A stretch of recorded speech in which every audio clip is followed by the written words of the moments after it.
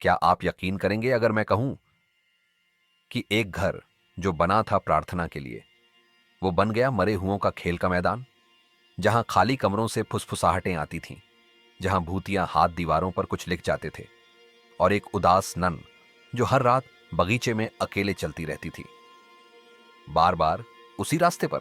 और अगर मैं कहूं कि ये सब वाकई में हुआ, ये कोई कल्पना नहीं है, ये है बोरली रेक्टरी की कहानी, जिसे कभी कहा गया था इंग्लैंड का सबसे भूतिया घर। और जब आप ये सुनेंगे तो समझ जाएंगे, कुछ घरों को अकेला छोड़ देना ही बेहतर होता है। आज हम आपको ले चलेंगे एक ऐसे रहस्यमयी सफर पर जहां इतिहास और हॉरर एक साथ मिलते हैं।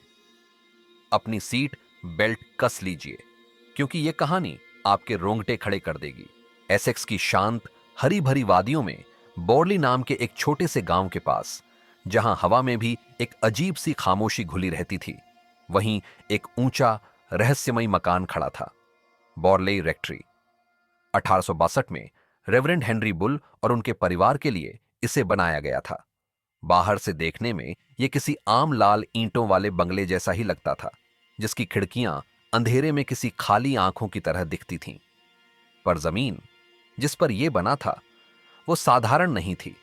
गांव के बुजुर्ग फुसफुसाते थे कि इस जगह पर सदियों से कुछ अजीबोगरीब घटनाएं होती रही हैं, जैसे कि यह जमीन खुद ही किसी प्राचीन अभिशाप से घिरी हो। जैसे ही बुल परिवार ने वहां रहना शुरू किया, अजीब घटनाएं होने लगीं। पहले तो ये सिर्फ फुसफुसाहटें थीं, फिर दरवाजों के खुलने बंद होने की आवाजें, और कभी कभी किसी अदृश्य साए का एहसास। गांव वाले कहते थे उन्होंने एक नन को देखा है, सफेद चेहरा, काले घूंघट में लिपटी, आंखों में गहरी उदासी। हर शाम बगीचे की पगडंडी पर चुपचाप चलती थी, हमेशा एक ही रास्ता, एक ही समय। उसकी चाल में एक अजीब सी बेचैनी थी, जैसे वह किसी चीज की तलाश में हो या किसी चीज से भाग रही हो। बुल के बच्चों ने भी उसे देखा। उनकी मासूम आंखों में डर और जिज्ञासा दोनों थी।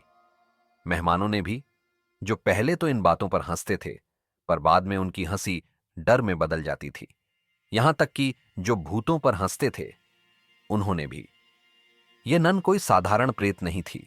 उसकी उपस्थिति इतनी ठोस थी कि कई बार लोगों को लगता था कि वह बस एक जीवित व्यक्ति है, जब तक कि वह अचानक हवा में विलीन न हो जाए। दंतकथा कहती है, सदियों पहले इसी जमीन पर एक मठ हुआ करता था। वहां एक भिक्षु को एक नन से प्रेम हो गया। यह प्रेम वर्जित था, एक ऐसा पाप जिसकी सजा मौत थी। उन्होंने भागने की कोशिश की, पर पकड़े गए। उनकी प्रेम कहानी का अंत बेहद दर्दनाक था। भिक्षु को फांसी दे दी गई और नन को जिंदा दीवारों में चिनवा दिया गया। उसकी चीखें, उसकी तड़प, उसकी आत्मा की पुकार सब उसी दीवार में दफन हो गई। कहते हैं उसकी आत्मा आजाद नहीं हो पाई, वह इसी जमीन से बंधी रह गई। उसकी बेचैन रूह सदियों तक भटकती रही, और जब बोरली रेक्टरी बना तो वह वापस लौट आई, जैसे उसे अपना पुराना घर मिल गया हो। उसकी उदासी और दर्द घर की हर ईंट में समा गया था, और उसकी उपस्थिति ने घर को एक अजीबोगरीब डरावनी आभा दे दी थी। यह सिर्फ एक कहानी नहीं थी, यह एक चेतावनी थी। एक ऐसी चेतावनी जो घर के हर कोने में गूंजती थी, हर उस व्यक्ति को डराती थी जो वहां रहने की हिम्मत करता था। नन की आत्मा, जिसे मैरियन के नाम से जाना जाता था, घर की सबसे प्रमुख और दुखद प्रेत बन गई थी। उसकी उपस्थिति इतनी प्रबल थी कि कई बार लोगों को उसकी ठंडी सांसें अपने कानों के पास महसूस होती थीं, या उसके घूंघट की सरसराहट सुनाई देती थी। सालों बाद रेवरेंड हेनरी बुल की मृत्यु के बाद उनके बेटे हैरी ने वहां रहना शुरू किया। पर डरावनी घटनाएं बंद नहीं हुईं, बल्कि और भी बढ़ गईं। घर अब सिर्फ एक नन का ठिकाना नहीं था, बल्कि ऐसा लगता था जैसे यह खुद ही एक जीवित, सांस लेता हुआ प्रेत बन गया हो। दरवाजे अपने आप खुलते बंद होते, कभी धीरे से, कभी जोर से, जैसे कोई अदृश्य शक्ति उन्हें धकेल रही हो। फर्नीचर खिसकता, कभी कभी तो भारी अलमारियां भी अपनी जगह से हट जाती थीं, जिससे जमीन पर घिसटने की भयानक आवाजें आती थीं। खाली गलियारों में किसी के चलने की आवाजें आती थीं, कभी तेज कदमों की, कभी घिसटते हुए पैरों की। जैसे कोई अदृश्य प्राणी घर में घूम रहा हो। नौकर एक एक कर भागने लगे। कोई कहता किसी ने छुआ, कोई कहता थप्पड़ मारा। एक नौकरानी ने तो कसम खाई कि उसने अपने बिस्तर पर एक ठंडे अदृश्य हाथ को महसूस किया था, जिसने उसे इतनी जोर से पकड़ा कि वह चीख पड़ी। एक और ने बताया कि उसे रसोई में काम करते हुए किसी ने पीछे से धक्का दिया, जिससे वह गिर पड़ी और उसका हाथ जल गया। घर में अजीबोगरीब गंध आती थी, कभी फूलों की, कभी सड़े हुए मांस की, जो अचानक आती और चली जाती थी। रात में घर के अंदर से अजीबोगरीब आवाजें आती थीं, रोने की, फुसफुसाने की, और कभी कभी तो किसी बच्चे के हंसने की भी। बुल परिवार ने इन घटनाओं को नजरअंदाज करने की कोशिश की, लेकिन डर उनके दिलों में गहराई तक बैठ गया था।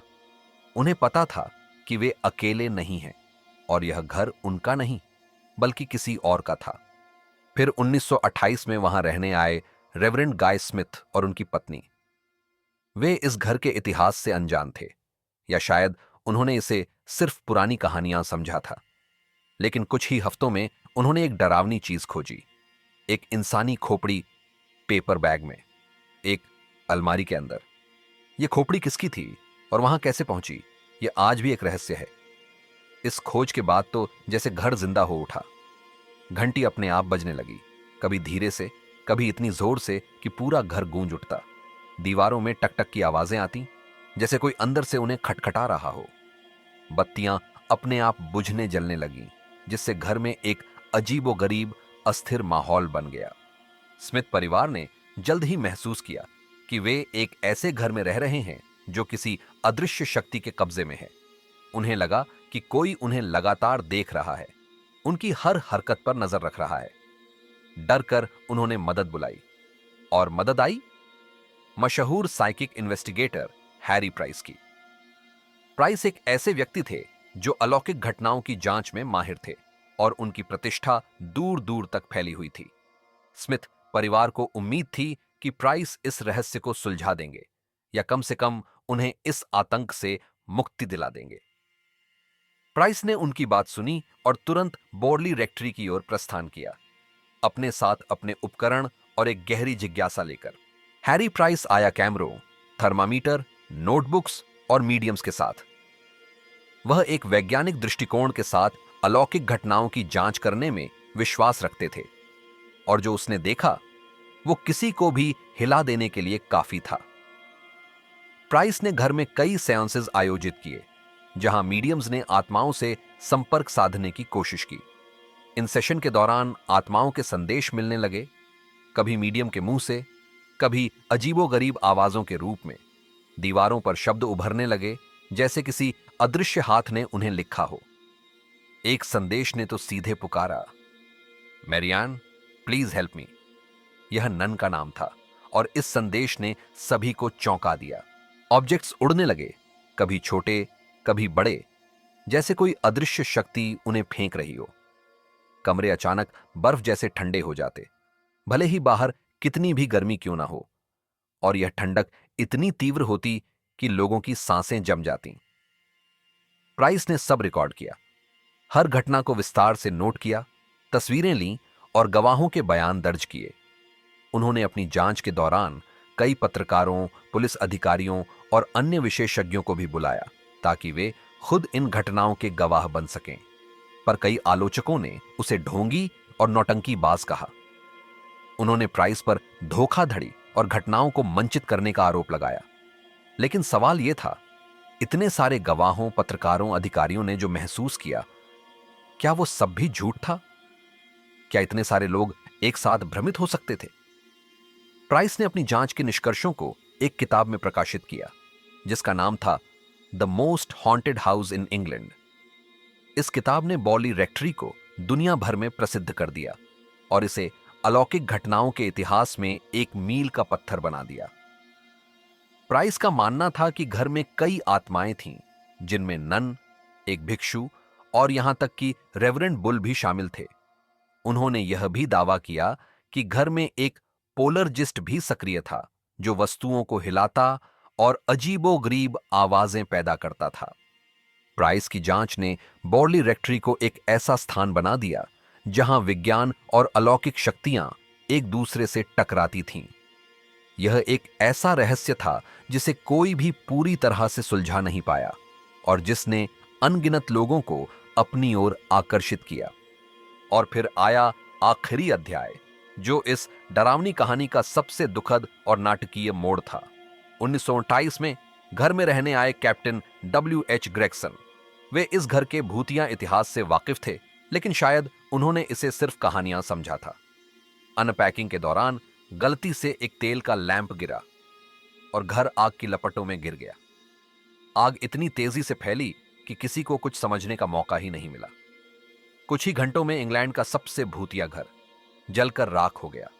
उसकी भव्य दीवारें ढह गईं, उसकी छत गिर गई और जो कभी एक विशालकाय घर था वह अब सिर्फ धुएं और राख का ढेर बन गया। लेकिन जब वो जल रहा था, गांव वाले चुपचाप देखते रहे। उनकी आंखों में डर था, लेकिन साथ ही एक अजीब सी शांति भी, क्योंकि उन्होंने फिर से उसे देखा। वो नन आग की लपटों के बीच से चिल्लाते हुए भागती हुई। उसकी काली आकृति आग की लालिमा में और भी भयानक लग रही थी।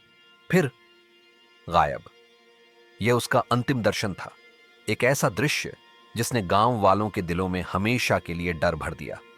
क्या वह आग से भाग रही थी या यह उसकी आत्मा की अंतिम मुक्ति थी? कोई नहीं जानता। कुछ हफ्तों बाद एक और सेयांस में एक अंतिम संदेश मिला। उस नन की हड्डियां खोजो और उन्हें ईसाई रीति से दफनाओ, तभी यह घर शांत होगा।